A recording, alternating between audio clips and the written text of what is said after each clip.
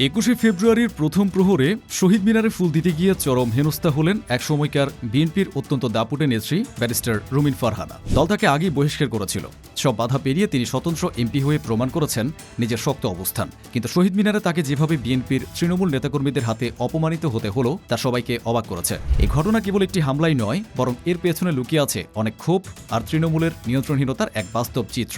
চলুন জেনে নেই সেদিন আসলে কি ঘটেছিল রুমিন ফারহানার সাথে, আর তিনি বা এর জবাবে কি বলছেন। ঘটনা শুরু ২১শে ফেব্রুয়ারির একেবারে প্রথম প্রহরে। রাষ্ট্রের ওয়ারেন্ট অব প্রেসিডেন্ট বা পদমর্যাদার নিয়ম অনুযায়ী এলাকার নির্বাচিত সংসদ সদস্য হিসেবে শহীদ মিনারে সবার আগে ফুল দেওয়ার কথা ব্যারিস্টার রুমিন ফারহানার। এটা তার কোনো ব্যক্তিগত আবদার নয়, একেবারে রাষ্ট্রের নির্ধারিত প্রোটোকল। সেই নিয়ম মেনে তিনি তার এলাকার শহীদ মিনারে গিয়েছিলেন। কিন্তু সেখানে যাওয়ার পর তাকে পড়তে হয় এক অত্যন্ত লজ্জাজনক পরিস্থিতির মুখে।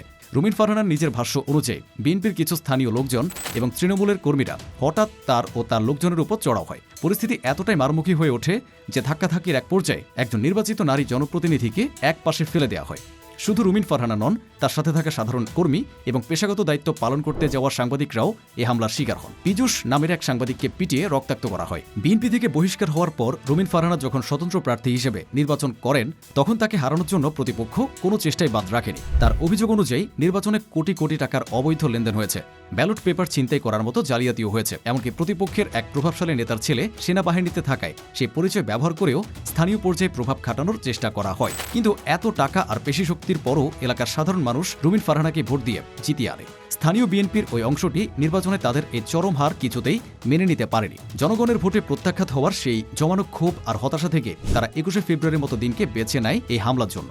সবচেয়ে অবাক করা বিষয় হলো, এই হামলায় স্থানীয় শীর্ষ কোনো নেতা উপস্থিত ছিলেন না। স্থানীয়ভাবে গুন্ডা হিসেবে পরিচিত কিছু বখাটে যুবকের নেতৃত্বে এই ন্যাক্কারজনক হামলাটি হয়। এই হামলার পর চুপ করে থাকেননি ব্যারিস্টার রুমিন ফারহানা। তিনি বর্তমান ক্ষমতাসীন দল বিএনপির শীর্ষ নেতৃত্বকে খুব কড়া একটি বার্তা দিয়েছেন। তিনি মনে করিয়ে দিয়েছেন যে দীর্ঘ ১৭ বছর পর বিএনপি রাষ্ট্র পরিচালনার দায়িত্বে এসেছে। এই লম্বা সময় ধরে বিএনপির সব পর্যায়ের নেতাকর্মীরা অনেক কষ্ট করেছেন, হামলা, মামলা ও নিপীড়নের শিকার হয়েছেন। বহু মানুষকে লুকিয়ে জীবন কাটাতে হয়েছে। কিন্তু দল ক্ষমতায় আসার পর সেই নেতারাই যদি হঠাৎ অহংকারী হয়ে ওঠেন এবং ক্ষমতার অপব্যবহার করে সাধারণ মানুষ ও জনপ্রতিনিধিদের গায়ে হাত তোলেন, তবে তা দলের জন্যই চরম আত্মঘাতী হবে। রুমিন ফারহানা খুব পরিষ্কার করে সতর্ক করেছেন, বিএনপি যদি এখনই তাদের তৃণমূলের এই উচ্ছৃঙ্খল কর্মীদের সামলাতে না পারে, তবে এর পরিণতি হবে ভয়াবহ।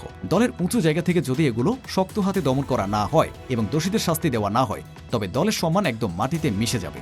একই সাথে নতুন সরকারের ইমেজও মানুষের কাছে নষ্ট হবে।